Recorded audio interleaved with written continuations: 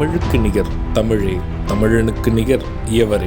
2 அடியில் நம்மால் எதுவும் செய்ய இயலாது என்று எண்ணும் மனிதனிடத்தில் 2 அடி குரலில் எதையும் நம்மால் செய்ய முடியும் என நம்பிக்கையை ஊக்குவித்தது திருக்குறள். வணக்கம் குழந்தைகளே. வணக்கம் பகலவன் ஐயா. இன்னைக்கான குறளை நம்ம பார்ப்போமா? ஓ, பார்க்கலாமே. சரி, பாடத்துக்குள்ள போலாம். இன்னைக்கான குறள் அதிகாரம் 101, நன்றியல் செல்வம். குறள் எண் 1008.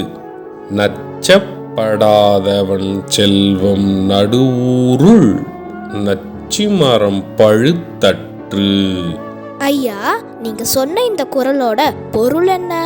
இதற்கான பொருள், மற்றவர்க்கு கொடுத்துதவாத காரணத்தால் எவராலும் விரும்பப்படாதவனுடைய செல்வம் நடுவூரில் நச்சிமரம் பழுத்தது போல் பயனற்று போகும்.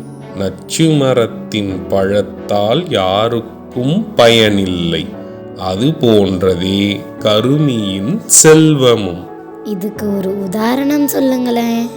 இதற்கான உதாரணம், மற்றவர்களுக்கு கொடுத்து உதவும் மனப்பான்மை இல்லாதவருடைய செல்வம் நடுவூரில் உள்ள விஷச்செடியில் பழுத்த கனி போன்று ஆகும். அது இருந்தும் பயனற்றதாகவே கருதப்படும். நான் சொன்னது உங்களுக்கு புரிஞ்சுதா தீரன், இலக்கியா? நல்லா புரிஞ்சுது ஐயா. இனி இந்த குறள் எங்களுக்கு மறக்கவே மறக்காது. சரி பசங்களா, நாளைக்கும் இதே மாதிரி சுவாரஸ்யமான குறளை பார்ப்போம்.